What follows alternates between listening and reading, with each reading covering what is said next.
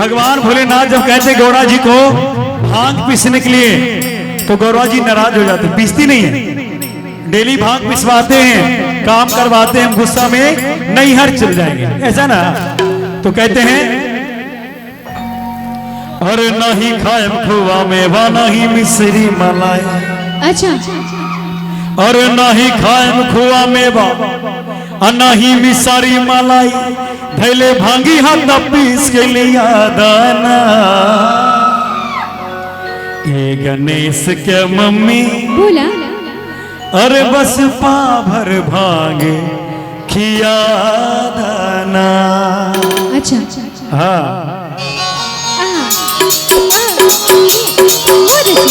ये सरकार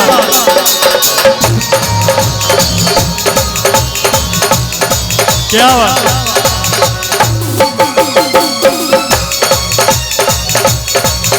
ये सरकार मान जाइए, राधा जी मान जाइए।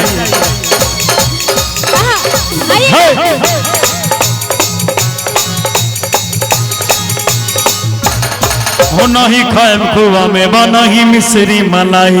अच्छा नहीं खाएम खुआ मेवा नहीं मिश्री मलाई, नहीं खाएम खुआ मेवा नहीं मिश्री मलाई, पहले भांगी हाथ पीस के लिया दाना। ए गणेश के मम्मी बोला ए गणेश के मम्मी बस पाभर भांग खिया दाना। ए गणेश के मम्मी हो बस पाभर भांग खिया दाना। हम तो भांग नहीं पीसेंगे, हमारी कोमल कमाई दुखेगी। सुनिएगा, राउर भंगिया बधीर पीसन पीसन भुला दे, राउर भंगिया बधीर पीसन पीसन भुला दे, राउर भंगिया बधीर पीसन पीसन भुला दे, राउर भंगिया बधीर पीसन पीसन भुला दे। दुख होला बड़ी दुखवा सहाय ना।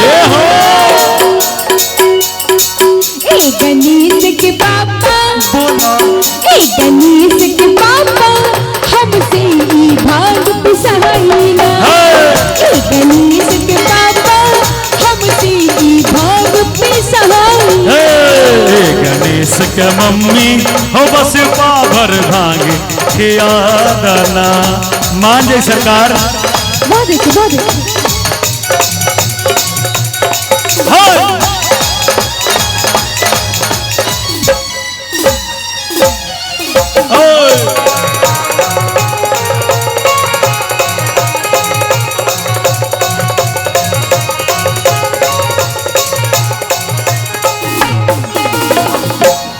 हो नहीं काया मखुआ मलाई मिसरी, नहीं चितवा से भंगिया के स्वाद बिसरे। अच्छा हो नहीं काया मखुआ मलाई मिसरी, नहीं चितवा से भंगिया के स्वाद बिसरी।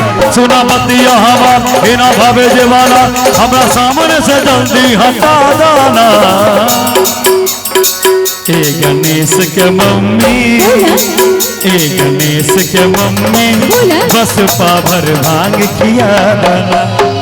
ए गणेश के पापा हमसे ई भांग पिसाई ना। अरे मान जाई सरकार। जोरदार तालियां मीठी मीठी बजा के।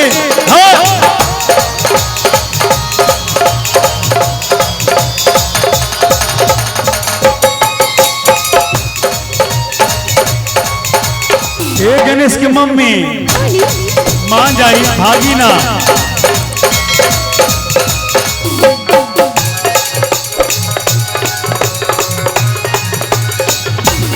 अच्छा ये जो भजन है ना, जब हमारी बहनें और माताएं भाभियां रहती हैं, इनके साथ में गाने का मजा ही अलग होता है। बिल्कुल बिल्कुल। सुनिएगा, हम भी बैठ जाए। चाहे राजी होई चाहे होई नाराज, भैया पी सब ना सुन रही रहुए ना। कैलाश से ले जाएंगे। चाहे राजी होई चाहे होई नाराज, भैया पी सब ना सुन रही रहुए ना। जद करी अख लाल बड़ी हमरा बखया, जद करी अख लाल बड़ी हमरा बखया, मांग छोड़े अपन समय नसाई ना। ए गणेश के पापा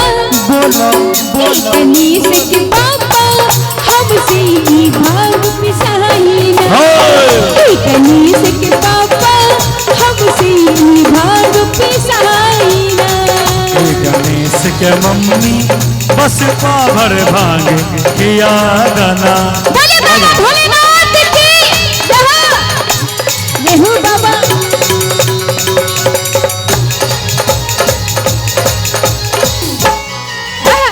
रेहू बाबा ये बताइए।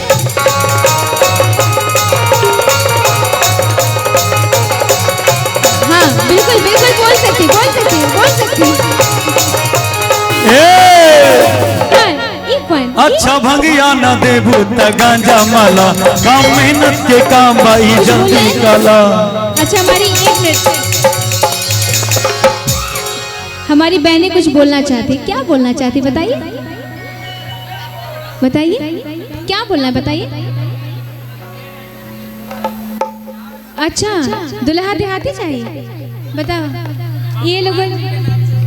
अच्छा भगवान जी के नाम से 100 रुपये का प्यारा सा आशीर्वाद। आपको बहुत देखने का मन कर रहा है पता नहीं क्यों। एक बार इनके लिए जोरदार ताली बजा दी। जब आ रहे तो नामकरण इनका हो रहा है। अच्छा इन लोगों की फरमाइश है। हमारी बहनें भी देखिए क्या क्या एकदम बड़ी प्यारी प्यारी फरमाइश लेके आई है। आइए कैसे क्या कह रहे हैं। कहना है अरे अच्छा भंगिया ना देबू त गांजा माला। अच्छा और अब काम मेहनत के काम भाई जल्दी काला। और खोजो कहाँ बचीला लेके अब हमारी दम। अरे बस 4 चिलम भर के थमा दाना। और आप लोग साथ ही ताली के साथ ए गणेश के मम्मी। और ध्यान से आज जिनके मन में पाप उनका पत्ता साफ है ना। काजे ढंग से सुनिएगा। और कैसे एक गणेश के पापा बोली ना। एक गणेश के पापा हमसे ई भांग पिसाया।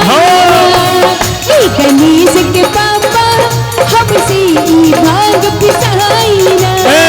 ए गणेश के मम्मी हो बस पाभर भांग किया दाना। और सुनिएगा हमारी जितनी भी प्यारी प्यारी भाई बहनें सभी भक्तों की तरफ से ये सुंदर सुंदर जो आशीर्वाद और प्यारा मिल रहा है बहुत ही अच्छा लग रहा है। और कहने के लिए तो बहुत सारी बातें हैं।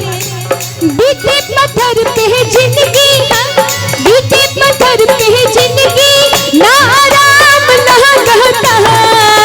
बीते पत्थर पे है जिंदगी, ना आराम ना कहता है।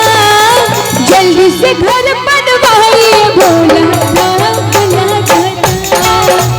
जल्दी से घर बनवाइए भोला नाम लगता।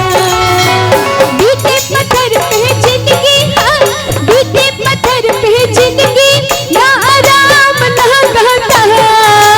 जल्दी से घर बनवाइए भोला नाम लगता। जल्दी से घर बनवाइए भोला नाम लगता।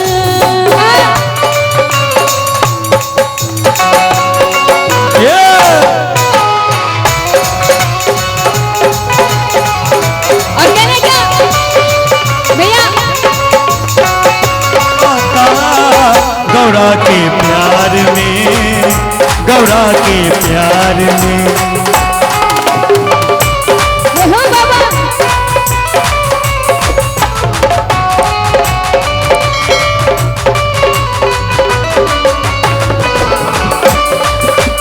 जय हो।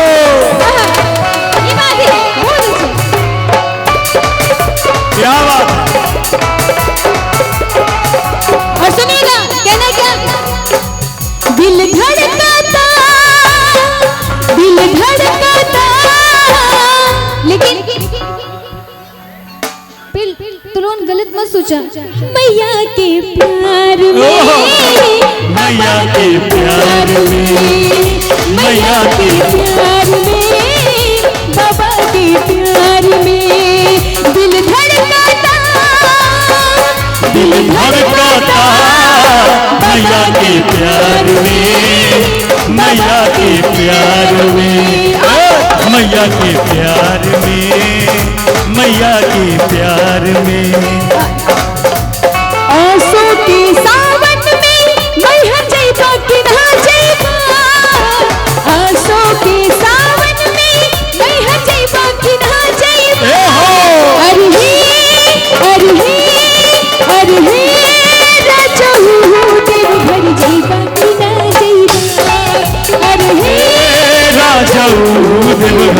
जइब कि ना जइब असो के सावन में घर अइब कि ना अइब असो के सावन में घर अइब कि ना अइब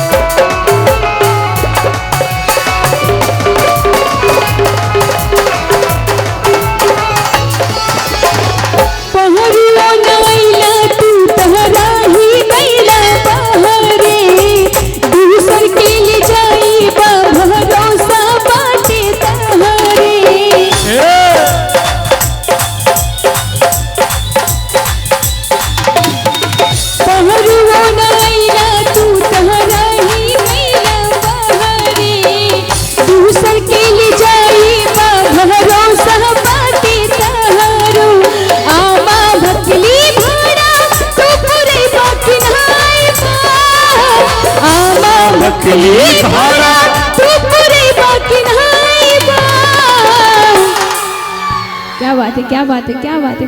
काफी अब ज्यादा एनर्जी मिल रही है आप लोग को। कुछ ऐसा सजीवन बूटी मिल गया आप लोग को। हाँ, एक बार जोरदार ताली आप लोग। अरे गौरा जी भंगिया खियाइब कि ना